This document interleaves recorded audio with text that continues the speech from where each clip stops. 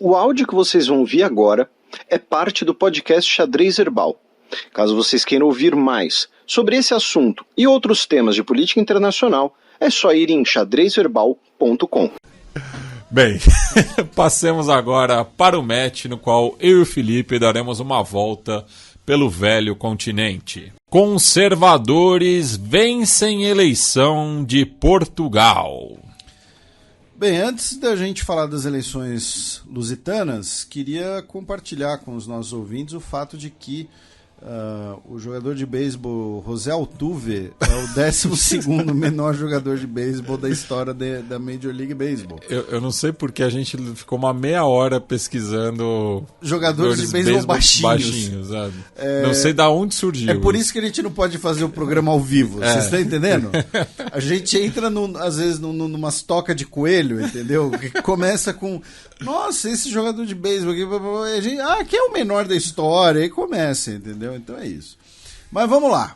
Tivemos as eleições lusitanas nesse último final de semana e, como previsto pelas pesquisas, tivemos a vitória do Partido Conservador Português, né, um partido de centro-direita, que é o Partido Social Democrata, né? Apesar do nome, ele é o partido de centro-direita português e a sua coalizão, né, a Aliança Democrática, porque além, né, do PSD propriamente dito, o partido, né, Madeira I, que é a filiação local do PSD na Ilha da Madeira, conquistou 3 cadeiras.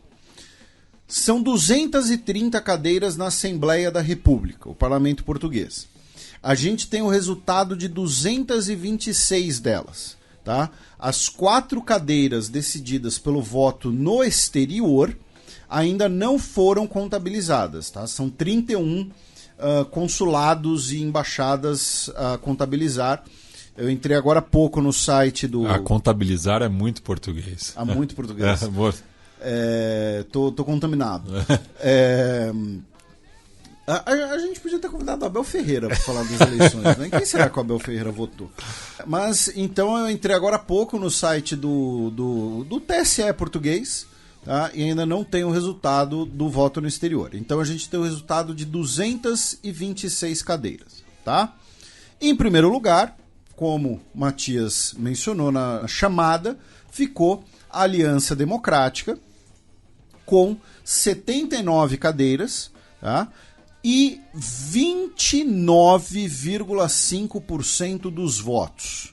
Ou seja, é uma porcentagem relativamente baixa. Aí, tá? Alguns dados que vocês vão ver aqui foi um levantamento que eu fiz estudando o programa, tá? Tem 2 números muito interessantes, históricos, digamos assim, nessa eleição, tá? É a menor porcentagem do vencedor da eleição neste século, tá? Em Portugal. 29,5% dos votos apenas. Como o sistema em Portugal é aquele que o Matias, né, sempre comenta, o sistema de Hont, né, em que os vencedores dos distritos acabam tendo um bônus, digamos assim, a proporção no parlamento acaba sendo um pouco maior do que a proporção dos votos absolutos, tá? E tem uma outra coisa. O PSD recebeu nessa eleição menos votos do que na última, tá? O PSD recebeu menos votos do que na última, recebeu, né, como a gente mencionou, 29,5% do eleitorado. E cabe lembrar que o turnout aumentou em 15 pontos, né, percentuais. Isso, foi o maior comparecimento também das últimas décadas, né? Muito, muito bem lembrado. E o Partido Socialista ficou em segundo, com 28,6% dos votos. A diferença em números absolutos dá mais ou menos 50 mil votos, tá, gente? Né? Portugal tem 9 milhões e 200 mil eleitores, desses 6 milhões e 140 mil foram votar. Então, óbvio, 50 mil não é a mesma coisa que aqui no Brasil, mas ainda assim é um número pequeno. Foi um decréscimo de 13% em relação à eleição anterior, porque vamos lembrar, na eleição anterior, em 2022, o Partido Socialista venceu as eleições E não apenas venceu as eleições, governou com maioria, sozinho. Não precisou nem formar a geringonça. Nenhuma coalizão, exatamente. Então, assim, o Partido Socialista teve uma grande derrota e foi o pior resultado do Partido Socialista desde 2011. Só que em 2011 é considerado, assim, não vou dizer, não sei se dá para dizer o fundo do poço, mas foi um dos momentos de maior crise do Partido Socialista, que foi o pós-crise de 2008, né, a crise financeira de 2008, que na zona do euro pegou muito em Portugal. Principalmente no Mediterrâneo. E o José Sócrates, na época era o líder do Partido Socialista, que depois, né, foi ali envolvido em diversas denúncias, né, e tudo mais, e ele foi preso em 2015. Denúncia ali de Caixa 2, fraude e tal. Ele foi preso anos depois. Então, é o pior resultado desde um dos momentos mais difíceis da história do Partido Socialista Português, tá? E acabou perdendo 43 assentos. Isso, então assim, ficou com 77, né? Uma perda muito grande. Só que vejam, ainda vai ser a segunda maior bancada. Só que foi uma derrota, assim, forte. E, curiosamente, é o mesmo número de assentos que a coalizão, né, da Aliança Democrática conseguiu somada na última eleição, quando, enfim, eram partidos diferentes, né? Então, é muito curioso, né? Porque, assim, coisas que só o parlamentarismo fornece. Você fica em segundo lugar por 50 mil votos, mas, ao mesmo tempo, toma uma surra histórica.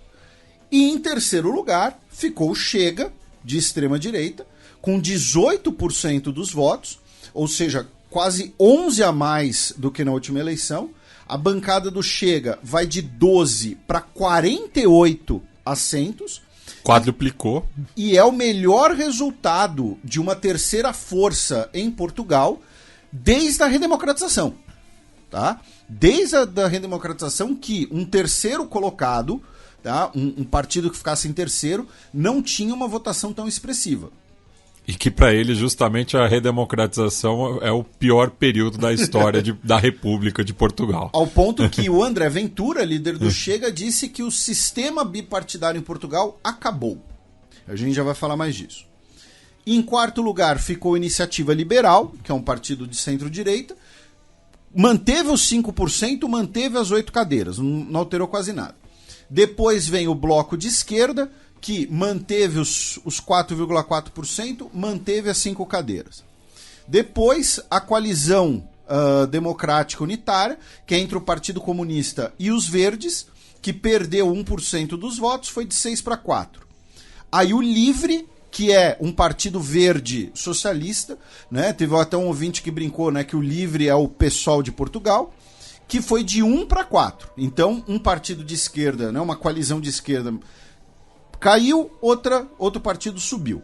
E o Pessoas, Animais, Natureza, né, que é o partido ambientalista, manteve ali os seus 1,9% e manteve um assento. Vamos repetir, faltam 4 assentos por decidir, tá? Então a gente tem um resultado de 226. Para o nosso ouvinte, né, como já faz quase uma semana das eleições, né, o nosso ouvinte já deve ter visto notícias também e tal, mas para o nosso ouvinte bom de conta, né, ele já deve ter percebido que esse negócio aí vai travar, né? Porque assim, você tem 230 assentos no parlamento. Então o número mágico é de 116 assentos, tá? Né? A maioria. O Chega ficou com 48. Se a gente somar a Aliança Democrática e Iniciativa Liberal, ou seja, a direita tradicional, a centro-direita, tem 87. Se a gente pensar para a esquerda, né, o Partido Socialista, tem 77.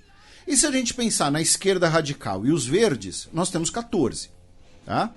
Então, primeiro, não tem chance de um governo de esquerda em Portugal com esse parlamento. Porque mesmo se você somar o Partido Socialista, os partidos de esquerda radical e os partidos verdes e refizer a geringonça, não chega no número mágico. E teve uma questão muito interessante, muito importante, simbólica, tá? Que foi o seguinte: o Luís Montenegro, o líder do PSD, né, provável novo primeiro-ministro português, e o Rui Rocha, líder da Iniciativa Liberal, ambos deixaram claro que não vão fazer coalizão com o Chega, tá? A gente tinha comentado aqui dessa hipótese, porém o discurso do Luiz Montenegro foi muito forte nesse sentido, tá? Então, Portugal vai emular os Países Baixos e a Alemanha, e a gente vai falar de Países Baixos nesse bloco também, em cordão sanitário, isolando a extrema-direita, falando, olha só, o Chega é um partido xenófobo, é um partido que tem racistas nas suas fileiras, e a gente não vai conversar com esses caras. E aí tem algumas pessoas que implicam com o uso do termo extrema-direita com o Chega. Por que é possível usar o termo extrema-direita com o Chega? Ao meu ver, por dois motivos principais.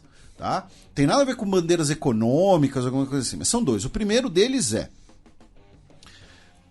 elementos do Chega, integrantes do Chega, defendem abertamente a reabilitação do salazarismo e, inclusive, o André Ventura usou na sua campanha uma nova versão do lema do salazarismo. Lembrando que o lema do salazarismo, né, foi um lema utilizado, inclusive, pelo Bolsonaro, né, aqui no Brasil, né, que é o lema de pátria, Deus e família, né? E que também tinha a versão popular que era os 3 Fs, né? Futebol, Fado e Fátima. E aí o André Ventura, ele colocou o trabalho no lema, né? Mas assim, então você tem elementos do Chega que defendem a reabilitação de uma ditadura fascista que governou Portugal por 40 anos e colocou Portugal num buraco, inclusive. Se você pegar qualquer índice socioeconômico, índice de educação, qualquer índice de Portugal pós-democratização com Portugal fascista, a diferença é imensa. E algum de vocês pode falar assim, mas aí não é por conta da redemocratização, é por conta da União Europeia. E a União Europeia começou a botar dinheiro em Portugal quando, criatura? Em 82, justamente porque se democratizou, tá? Né? A União Europeia falou, olha só, o fascismo não vai entrar aqui não. Quem é neto ou neta de português, pergunta por que a família veio pro Brasil. Pois é, pô, né? Portugal é o país pobre da Europa. Isso se deve muito ao salazarismo, inclusive. E o segundo motivo é, elementos do Chega e lideranças do Chega são claramente defensores da ideia de um Portugal etno-estado. Tá? Não é apenas uma questão a imigração irregular. É a ideia de, olha só, Portugal para os portugueses brancos, católicos, de olhos claros. Entendeu? Nós tivemos aquele episódio 2 anos atrás, por exemplo, da parlamentar de origem de Guiné-Bissau que sofreu ataques racistas. Temos ataques contra ciganos realizados, né, ataques verbais de oratória, né, contra ciganos por integrantes do Chega. E a defesa de um etno-estado é uma bandeira da extrema-direita. Tá? A gente não está falando aqui de questão de imigração. De você falar assim, não, só pode migrar quem aprendeu o idioma. Isso é uma questão legal que pode ser discutida. Né? Agora, não é só uma questão, se o imigrante que vem de Senegal aprender português, ele pode entrar aqui. Não, ele não pode vir para cá porque ele não é um português de verdade, né? Porque o português de verdade é o branco, né? Então, assim, essa defesa do etno-estado é uma bandeira da extrema-direita. Não tem como fugir disso. Então, o Luiz Montenegro e o Rui Rocha falaram, não vamos sentar com o Chega. Então, quais são as opções que sobram, meu caro Matias?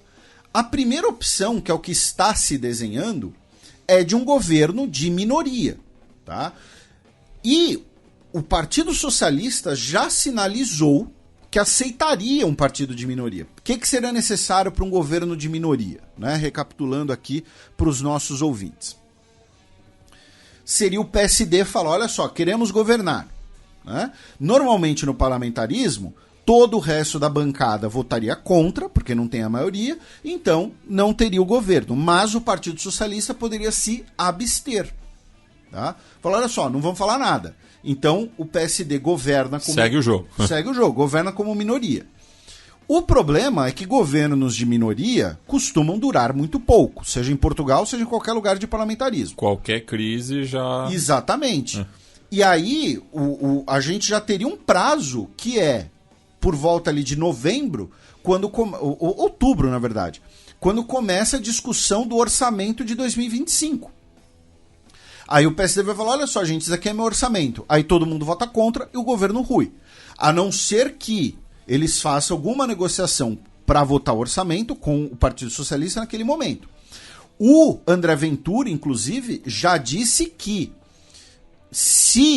ele falou assim, se não houver nenhuma negociação, isso é humilhar o Chega e votarei contra, ou seja, votará contra todos os projetos do governo.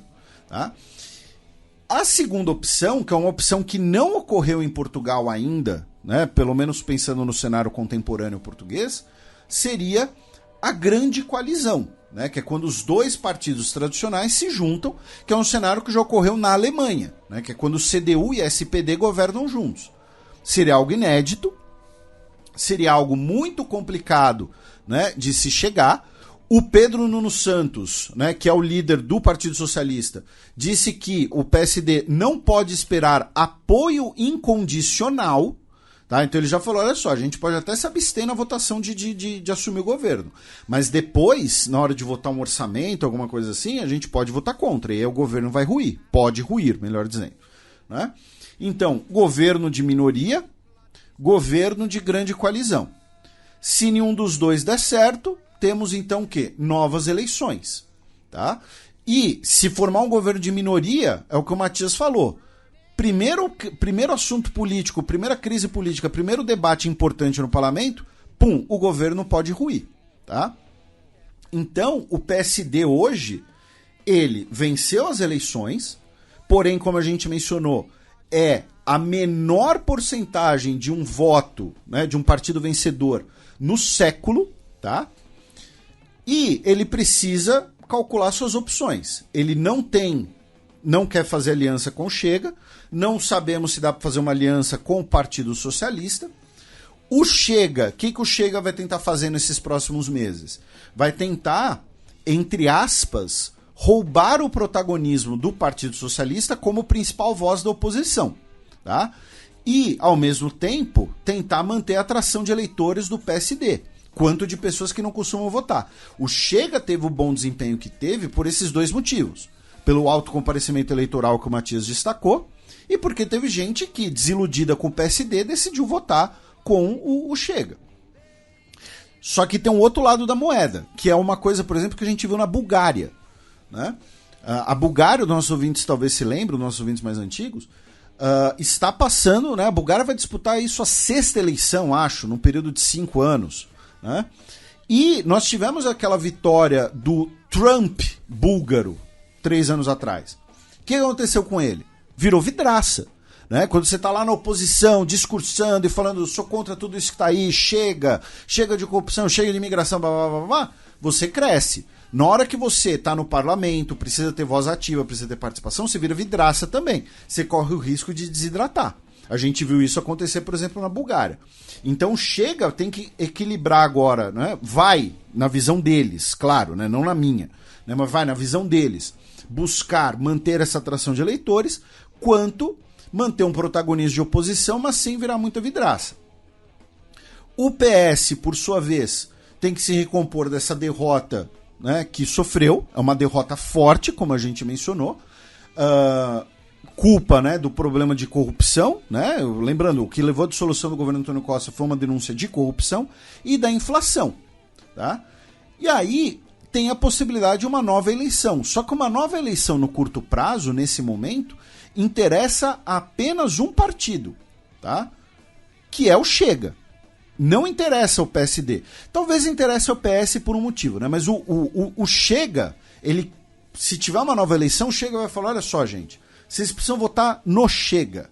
Né? Porque os partidos tradicionais, os políticos, não conversam mais pelo bem de Portugal. Tá? Eles não quiseram conversar com a gente, eles desrespeitaram a gente. Então a gente tem que vencer as eleições para Portugal ter um governo. E assim, pensando na questão, né, numérica, muitos dos votos, né, do PS migraram para o Chega, né? O que parece ilógico. Alguns podem ter, sem dúvida. Porque você vê na distribuição de assentos, são os dois grandes polos, né?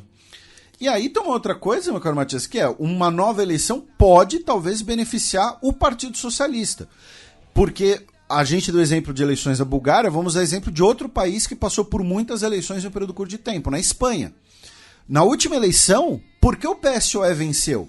Porque a esquerda radical foi no voto útil. Falou, vamos dar o voto útil para o PSOE para evitar um governo de direita com o Vox. Então, o pessoal que nessa eleição votou no Partido Comunista, votou no Partido no Livre, por exemplo, pode, numa eleição, caso seja realizada uma eleição daqui a alguns meses, falar, putz, a gente tem que evitar o Chega no poder, então vou no voto útil do Partido Socialista. Não sou tão fã assim do Partido Socialista, então vou tapar o nariz e votar neles. Então, o PSD é o partido que menos quer uma nova eleição em breve em Portugal. Ao mesmo tempo, é o que tem esse abacaxi a ser descascado na mão, que é formar um governo de minoria e tentar dialogar com o PS para votos para cooperação em alguns momentos. É que a diferença da Espanha é que você tinha mais legendas de esquerda com mais assentos também, né? Ah, sim. Você tinha uma margem de crescimento maior. O Unidas Podemos e tudo mais. E aí, meu caro Matias, eu vou antecipar um pouco alguns comentários dos ouvintes, porque a gente falou, né, no programa passado, né, e nós temos uma audiência muito grande em Portugal, a nossa terceira maior audiência, de brasileiros que moram em Portugal, especialmente, claro, né, como foi as eleições e tudo mais. E aí, por exemplo, o nosso ouvinte Pedro Xavier trouxe a informação de que muitos eleitores têm essa crítica à imigração, mas direcionada muito a pessoas de origem asiática, como Índia e Paquistão, nem tanto a pessoas de países lusófonos. E eu fiquei até positivamente impressionado no norte de Portugal com a quantidade de imigrantes indianos, né? Isso, e aí o Lucas disse que muitos deles vão trabalhar na informalidade, muitas vezes empregos precários. Muitos que trabalham em comércio popular. Entregadores de aplicativo também, mas vem em Portugal como uma espécie de porta de entrada da Europa. E também nós tivemos... E lembrando que Portugal também tem, né, uma ligação cultural com o subcontinente indiano. Sim. Né? E, né, teve posses ali, sim, né, até a década de 60. E o nosso ouvinte Rodrigo Fernandes, ele morou em Portugal de 2015 a 2018, fazendo seu mestrado, e voltou agora desde setembro de 2023. E ele disse que, comparando da primeira para a segunda passagem, o aluguel está muito mais alto, e ele fala, nisso a extrema-direita safada tenta conectar a imigração, mas muito mais brasileiros, e uma xenofobia muito grande. E aí ele, inclusive, cita, né, o preconceito e a xenofobia contra os Roma, que a gente já citou agora há pouco. E né? isso eu testemunhei também. Principalmente em Guimarães, né, que é o berço da nação. Né? Ele disse que essa eleição foi um pouco atípica, porque como o voto não é obrigatório, muitos comércios normalmente ficavam abertos. Porém, ele disse que nessa eleição muitos fecharam, tá? E teve uma presença eleitoral muito grande que a gente também comentou. Né? Enfim, ele escreveu um texto maior do que isso, mas então agradecemos ao Rodrigo Fernandes, ao Lucas, que colocou só Lucas, e ao Pedro Xavier. Então, essas são as possibilidades, né, principais em Portugal. E comentar mais uma coisa, né, que muitos ouvintes marcaram a gente, mandaram a gente, né, em vídeos ou declarações do Marcos Santos, que é um brasileiro que foi eleito deputado pelo Chega. Eu não sei como ele se identifica, não sei se ele se identifica como uma pessoa negra ou como um homem pardo, mas assim, ele não é um homem branco. Eu até vou citar aqui o post do perfil @jefinhomenes, que disse, cara, esse vídeo de um não branco e carioca que foi eleito deputado em Portugal por um partido anti-imigração e racista deixa o humor do Bruno Aleixo no chinelo. Eu pensei, quando eu vi a primeira vez, eu também pensei, cara, nem o Bruno Aleixo imaginaria uma situação dessas. Né? Pois é, e ele fala coisas como, por exemplo, a Europa é branca e a África é negra. E que Portugal não é contra a imigração, mas queremos os bons imigrantes. Não queremos Mamadus e Joacines, né? Citando um nome masculino e um nome feminino, muito comuns, especialmente ali na região do Maghreb. Então muitos ouvintes mandaram, né, esse vídeo e tal, e é o que o Matias falou, é um experimento de surrealidade. Né? E eu recomendo aqui, né, o podcast O Assunto, né, apresentado pela Natuza Neri, que entrevistou o meu amigo, o professor Davi Magalhães, da Relações Internacionais da PUC, no qual ele destrincha, né, justamente o Chega, né, e essas contradições também. Né? O Davi, que inclusive tem uma cooperação com o nosso querido Casarões também. Sim, no Observatório da Extrema-Direita. Isso, um abraço para eles. Aí, Matias, vamos para o outro país da Península Ibérica com duas notícias essa semana. Uma delas é que o Parlamento Espanhol aprovou a lei de anistia, tá? Aprovou por 178 votos a favor e 172 contra. E é um processo de anistia para os acusados criminalmente no seu envolvimento no processo de independência da Catalunha. Tá? Ou seja, o Pedro Sánchez perdeu um voto. Tá? Porque quando o Pedro Sánchez foi reempossado primeiro-ministro, ele recebeu 179 votos. Né? E agora ele recebeu 178 porque teve um deputado das Ilhas Canárias, né, que não apoiou a anistia.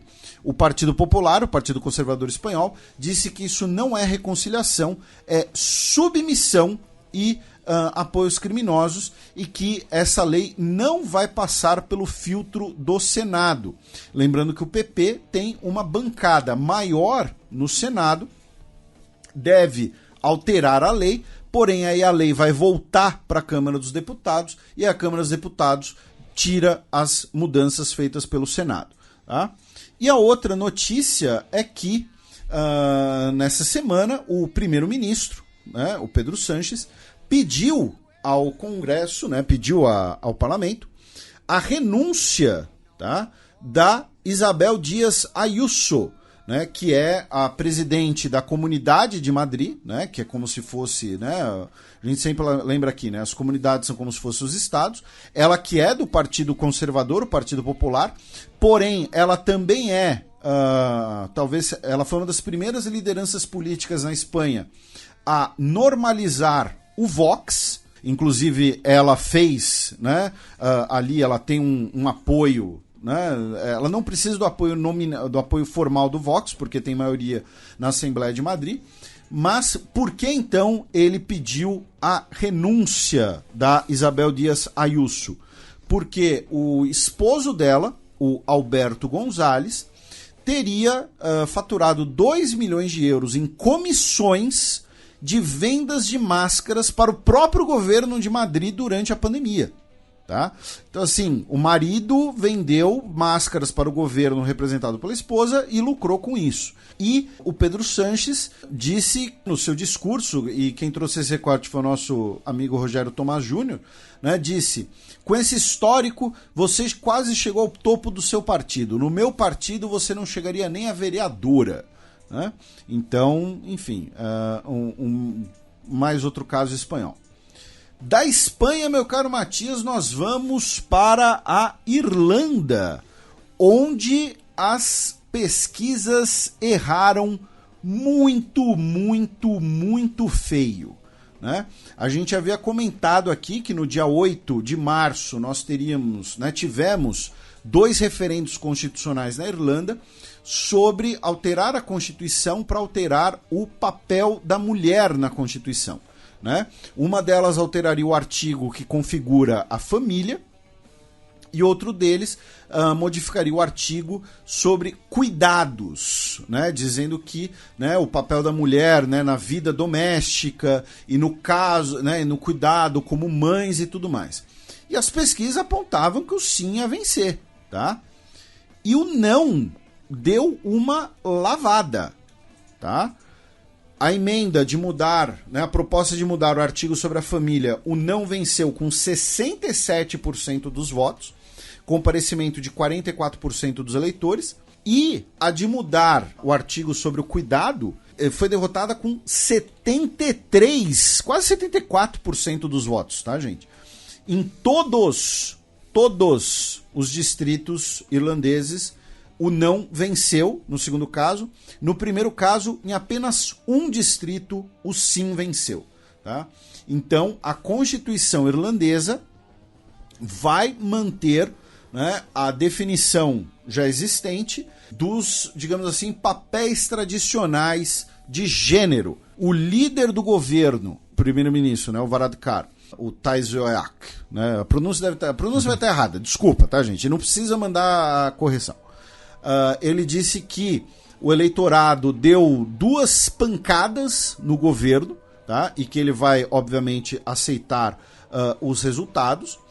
A líder do Sinn Féin, né, a Mary Lou MacDonald, disse que o governo falhou na campanha de informação e que falhou na escolha das palavras, porém que o seu partido entendia o voto, né, da população. O não foi muito apoiado pela Igreja Católica, né, e a Irlanda é um país bastante católico, né, então a Constituição irlandesa vai manter os papéis tradicionais de gênero. Da Irlanda, meu caro Matias, nós vamos para o Reino Unido, começando por uma notícia do dia 13, afirmando que o governo Rishi Sunak vai propor à Câmara dos Comuns uma legislação que vai proibir a propriedade de jornais, revistas e meios de comunicação por fundos estrangeiros, tá? O motivo disso é um burburinho que começou que o Fundo Soberano dos Emirados Árabes Unidos estaria interessado em comprar o Telegraph, o principal jornal conservador britânico, né? Lembrando que os Emirados Árabes Unidos já são donos do Manchester City, né, que é o atual, né, principal time, pelo menos em questões orçamentárias, e vem, né, campeão mundial e vencedor da Liga dos Campeões. Então, devido a essa possibilidade, o governo conservador britânico vai propor essa mudança legislativa para a Câmara dos Comuns. E falando no Partido Conservador, o Rishi Sunak fez uma moção de censura contra o parlamentar Lee Anderson, acusando ele de ser islamofóbico, porque ele disse que o prefeito de Londres, o Sadiq Khan, ele estaria sob controle de grupos islamistas extremistas. E aí ele saiu do Partido Conservador e entrou para o partido Reform UK, que era o antigo partido do Brexit, é o partido do Nigel Farage, né, o partido né, agora um partido populista de direita. Né, não sei qual que é a bandeira, não dá para dizer que é uma bandeira eurocética porque eles não são mais parte da União Europeia, se tornando o primeiro parlamentar nacional do Reform UK, tá? Por outro lado, entretanto, a cidade de Lewisham elegeu como prefeita a Brenda Dacres, do Partido Trabalhista, ou Dacres, Brenda Dacre, que se torna a primeira mulher negra a ser eleita para um cargo executivo eleito diretamente no Reino Unido, né? No caso, uma prefeitura em que ela foi eleita diretamente. Ela foi eleita aí com 21.576 votos, né? Essa que é uma área sudeste de Londres, né? Faz parte ali do condado, enfim, né? Aquelas distribuições diferentes que a gente tem no Reino Unido.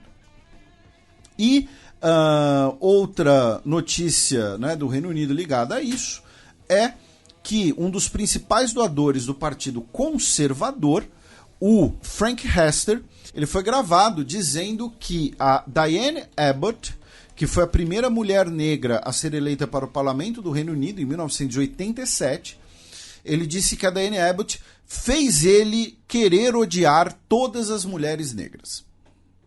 Então ele conseguiu colocar racismo e misoginia na mesma frase, né? Tá de parabéns. E para a gente encerrar o giro do Reino Unido, né, essa semana deu aí esse bafafá todo, né, por conta aí da foto supostamente adulterada da Kate Middleton, né, com os filhos e tal. E aí, muita gente marcou a gente num tweet, né? Inclusive o nosso querido Heitor Loureiro, um tweet da conta Stephen Smith, que está com 275 mil curtidas no Twitter, dizendo que a princesa de Gales desapareceu, o príncipe sobressalente está no exílio e o rei está tratando o seu câncer com ervas. Se isso fosse nos anos 1300, a França estaria buscando invadir. Só que aí, eu acho que, assim, tem as pessoas que falam que a Kate Middleton estaria se separando, se divorciando, tem as pessoas que falam que ela estaria com um problema grave de saúde. O fato é que ela não é vista em público desde o ano passado. Isso, esse é um dos fatos.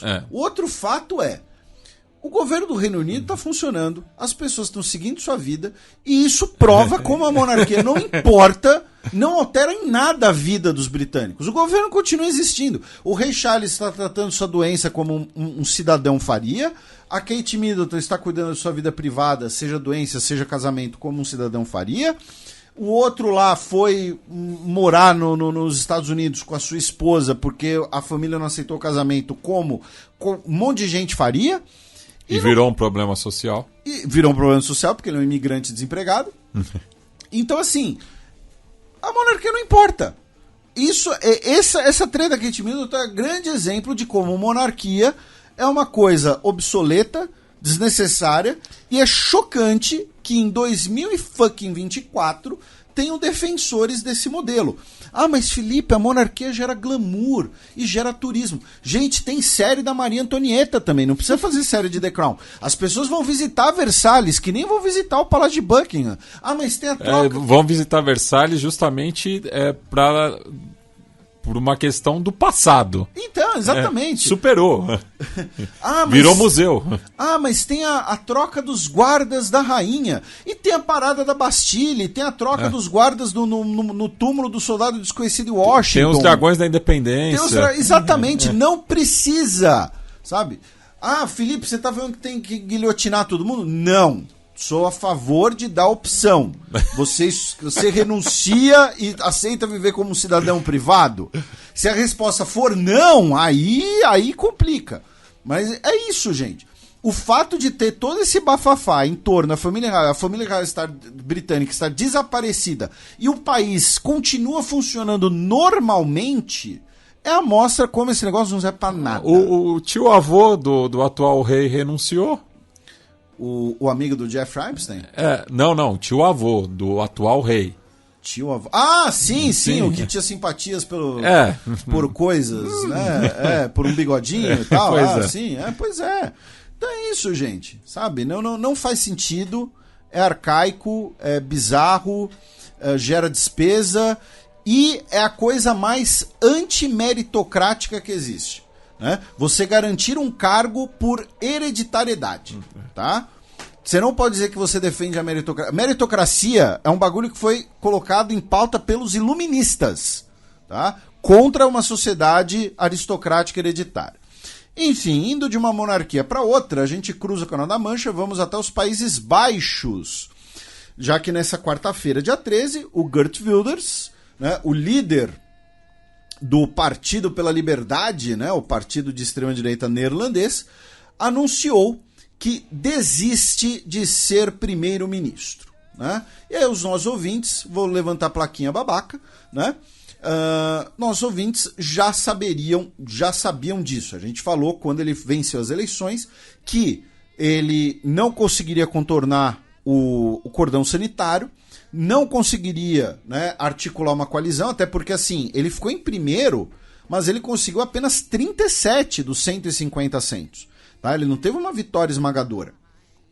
né? Inclusive, assim, se a gente pensar que a maioria de 150 são 76 assentos, se ele teria 37, ele teria menos assentos dentro da própria coalizão de governo. Né? Ele teria que juntar outros partidos, no final das contas ele teria menos da metade do próprio governo. Enfim, ele anunciou agora que desiste de ser primeiro-ministro. Né? Então, vamos ver para quem, né, vai passar o direito do diálogo, e eu mantenho minha aposta ali numa espécie de grande coalizão neerlandesa. Né? Ele que também é anti-imigração, anti-pessoas muçulmanas na Europa e por aí vai. Dos Países Baixos nós vamos para a Itália, começando por uma notícia para os nossos ouvintes mandarem aí para sua vovó, tá? Aproveitar aí, manda: vó, lembrei de você, te amo, tô com saudade. Por quê? Porque a senhora Giuseppina Molinari, tá? Ela foi multada na cidade de Bondeno, uma cidade de 13 mil habitantes na Itália. Por que ela foi multada? Porque ela estava dirigindo com documento vencido. Por que o documento dela estava vencido? Porque pessoas acima de 80 anos têm que renovar a sua carteira de habilitação a cada 2 anos na Itália. E quantos anos tem a nossa querida Giuseppina Molinari? 103 anos, tá? Pegou o carro à noite, tá? E a polícia parou ela porque achou suspeita ali a situação, enfim, tudo mais. Ela, muito provavelmente, ela estava dirigindo ali de forma desorganizada pelo fato de estar escuro, e ela disse ao jornal regional que vai comprar uma Vespa. Já o prefeito de Ferrara, que é a maior cidade da região, disse que ela é um exemplo para todos pela sua vitalidade e energia na cidade, e ela não deveria ter sido multada, mas ter ganho uma medalha. Bem, mais ao sul, em Abruzzo, tivemos eleições regionais nesse final de semana, no qual estavam 2 coalizões, né, disputando o governo, né, dessa região que fica entre o Lácio e o Mar Adriático. Né? Uma coalizão de centro-direita, encabeçada pelo Fratelli d'Italia, do Marco Marsilio, e uma coalizão de centro-esquerda encabeçada pelo independente Luciano D'Amico. Né? E o que foi chamativo nessa eleição foi a derrota, né, de 2 partidos que compunham as diferentes coalizões, mas que já tiveram mais bem cotados no cenário italiano no geral, né? Porque a Lega teve uma diminuição de 19% dos votos, enquanto que o Movimento 5 Estrelas teve uma diminuição de 12% dos votos.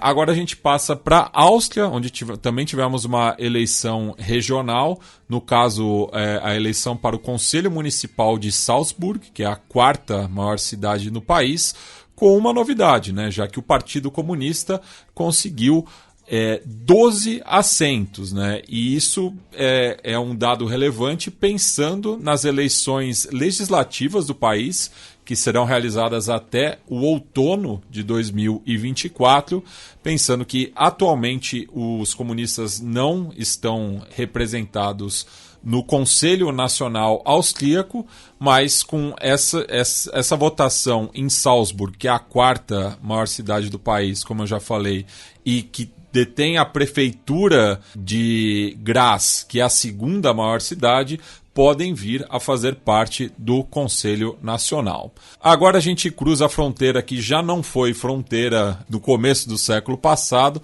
Vamos para a Hungria, numa crise diplomática com os Estados Unidos. Pois é, a Hungria convocou o embaixador dos Estados Unidos no país, já que o Joe Biden disse essa semana na Filadélfia que, né, para contextualizar, o Orbán foi até a Flórida se encontrar com o Trump. Lá em Mar-a-Lago. Inclusive, o Trump recebeu ele, disse que não existe ninguém melhor, mais esperto, o melhor líder do que Viktor Orbán. Esse é o jeito que tem que ser. E no final das contas, ele é o chefe. né? O Trump não costuma elogiar. Achei curioso também. E aí, né, teve essa visita e tal. E o Orbán foi até os Estados Unidos e não se encontrou com ninguém da Casa Branca. Então tem essa, tá? E aí o Biden, num comício na Filadélfia, falou: vocês viram com quem o Trump está se encontrando em Mar-a-Lago?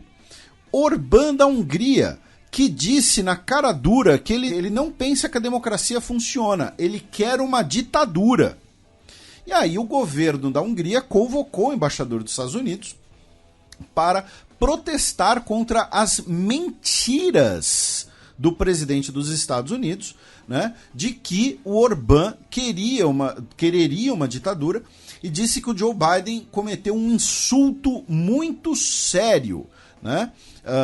E aí o embaixador dos Estados Unidos na Hungria, tá, respondeu, né, dizendo que, no caso, o David Pressman, tá, respondeu dizendo que o governo dos Estados Unidos vai agir em resposta às mensagens anti-americanas do governo húngaro e sua expansiva relação com a Rússia. Então, achou muito interessante. Ele falou assim: não podemos aceitar o primeiro-ministro, né, o Orbán, identificar os Estados Unidos como um adversário da nossa aliada Hungria.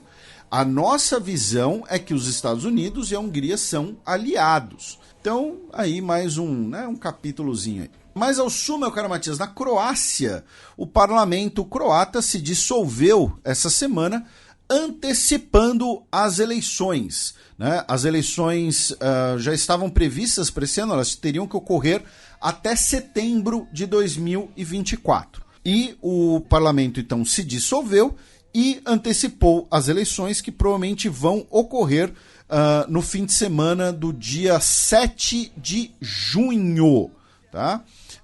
Mas ainda não tem a data final, tá?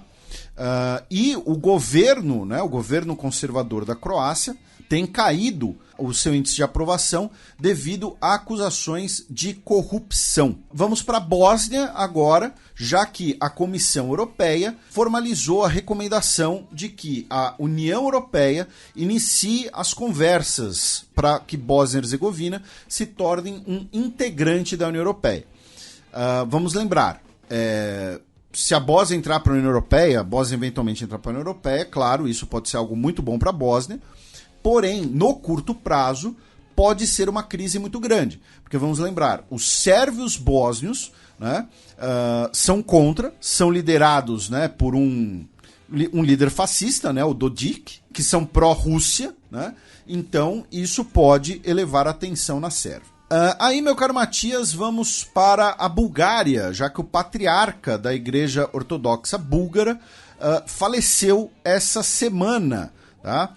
No caso, o patriarca Neófito. Eu achei muito curioso esse nome, né? Porque Neófito é uma pessoa novata, uma pessoa inexperiente. Isso, não é apenas novato, é meio que isso, é um inexperiente, ingênuo. Mas ele assumiu o nome de Neófito. É até uma forma pejorativa, assim, né? Isso, mas foi o nome monástico dele, ele que foi patriarca da Igreja Ortodoxa Búlgara, era o patriarca desde 2013, né? A Igreja Ortodoxa Búlgara, que é uma das igrejas autocéfalas da Ortodoxia Oriental. Lembrando que você tem o patriarca de Constantinopla, que é o patriarca ecumênico de Constantinopla, que é o líder da Igreja Ortodoxa. Mas ele é o líder como o primus inter pares, né, que é latim para primeiro entre iguais. Ou seja, todos os líderes de cada igreja são iguais, né? Então você vai ter a Igreja Búlgara, a Igreja Grega, o Patriarcado Ortodoxo de Moscou, o Patriarcado Ortodoxo do Egito e por aí vai, o Patriarcado Ortodoxo da Síria. E o Patriarca de Constantinopla é o líder da Igreja Ortodoxa, porém ele não está hierarquicamente acima dos outros. Tá? É como disse esse conceito de primus inter pares, que depois foi utilizado na unificação alemã, né? O imperador da Alemanha era o rei da Prússia, mas o rei da Prússia era igual aos outros reis, né? O rei da Saxônia, ao rei de Württemberg e ao rei da Baviera. E então agora teremos, não sei se o termo é conclave também, eu reconheço minha ignorância, deveria saber, né? Mas o sucessor dele vai ser escolhido em 4 meses. Da Bulgária, meu caro Matias, a gente vai passar por uma notícia da União Europeia antes da gente ir para a Rússia e guerra na Ucrânia. Tá? Mas aqui nós tivemos, nessa semana, uma carta assinada por vários eurodeputados, direcionada à Comissão Europeia e a Ursula von der Leyen, criticando a Comissão Europeia de estar financiando ditadores. Tá?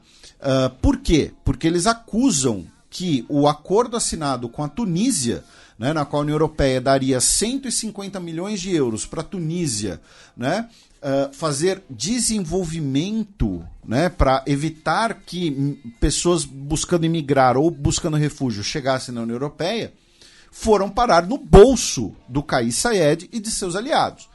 E assim, desculpa, eles descobriram América agora também, né? Descobriram, né, energia elétrica, porque a gente tem falado aqui como a Comissão Europeia tem financiado governos ditatoriais há muito tempo, especialmente o governo do Azerbaijão. Mas tivemos essa denúncia agora essa semana. Aí, meu caro Matias, vamos para a Rússia, tá? Com 2 notícias. A primeira delas é que a Marina Katsarova, né, especialista da ONU para Direitos Humanos na Rússia, afirmou que a morte do Alexei Navalny é responsabilidade do governo russo, pelo mesmo argumento que a gente usou na época, né, que é uma pessoa que morreu sob custódia do Estado. Então, o Estado é responsável pela morte daquela pessoa, pela saúde daquela pessoa. E lembrando que o Navalny foi o grande destaque, né, da sessão in memoriam dos prêmios da Academia. Né? Ele acaba abrindo a sessão com um trecho do documentário sobre ele, que foi premiado na edição passada. O documentário da HBO, né? Pois é, e quando o James Avery morreu, né, o querido tio Phil, ele não foi homenageado. Então fica a crítica. Ele que foi eleito um dos maiores pais de todos os tempos da TV americana. Inclusive o rapper J. Cole, né, cita o tio Phil na música No Role Models, né? Ele diz: First thing first, rest in peace Uncle Phil, for real. Pois é. E um abraço para o nosso ouvinte Alfonso Ribeiro.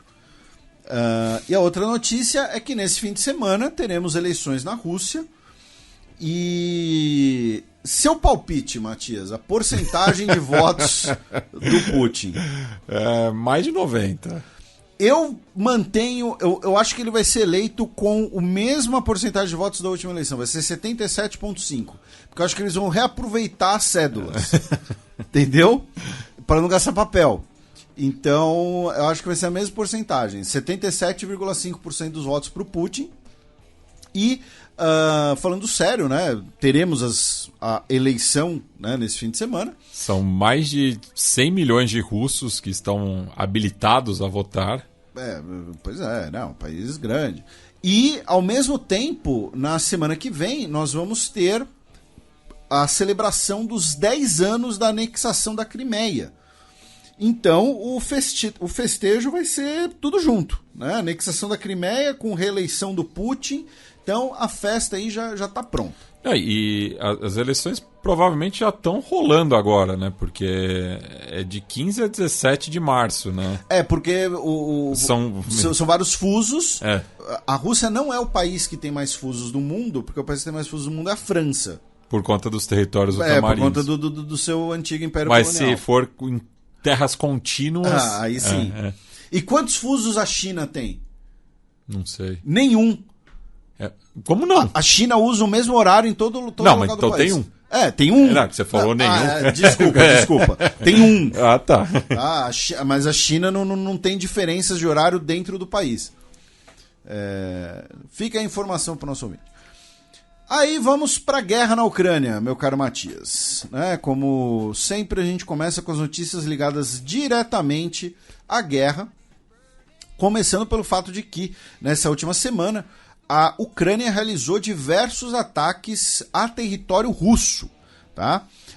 Nós tivemos um ataque com drones, tá, a uma refinaria de combustível na região de Nova Novgorod, uma refinaria da Lukoil. Inclusive você pode ver as imagens em vídeos, claramente usaram pelo menos um drone de origem turca, né, o TB2. Né? Também realizaram grupos paramilitares armados pela Ucrânia, mas que são formados por russos anti-Putin, né? São grupos de russos étnicos pró-Ucrânia, né? Então a Legião da Rússia Livre é um deles, e o Batalhão Siberiano realizaram ataques, né? Operações ali quase de guerrilha, basicamente, nos oblasts de Belgorod e de Kursk, que ficam perto da fronteira. Também tivemos um transporte militar russo com 15 pessoas a bordo, um Il-76, que caiu logo depois de decolar. No vídeo você vê claramente, né, um dos motores dele pegando fogo. Então, assim, não se sabe se ele foi abatido, se foi uma sabotagem, enfim, mas não foi um acidente, isso certamente. E do lado russo, nós tivemos um ataque com mísseis contra a cidade de Kryvyi Rih, que deixou pelo menos 3 pessoas mortas e 38 feridas. Dentre as pessoas feridas estão 10 crianças.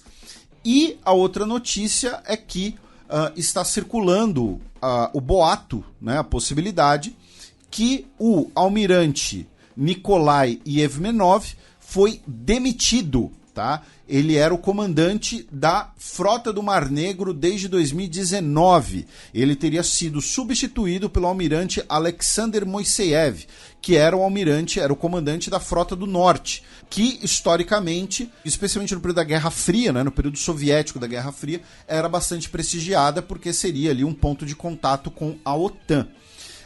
Mas isso ainda não foi confirmado. De qualquer jeito, vamos lembrar, né? A Frota do Mar Negro perdeu uma série de navios nesses 2 anos para um país que não tem marinha, né? Então, assim, está complicada essa situação do ponto de vista russo. Aí, meu caro Matias, vamos para outras, né, notícias.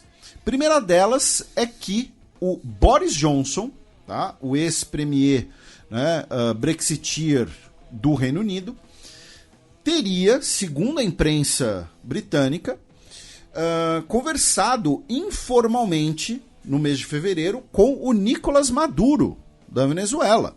Conversaram, né, sobre a possibilidade da Venezuela enviar munições para a Rússia. Né? Lembrando, a Venezuela usa muito armamento de origem russa e a Venezuela fabrica um modelo de AK. Né? Quando a Venezuela comprou mais de 100 mil fuzis AK, foi determinado que eles seriam fabricados na Venezuela.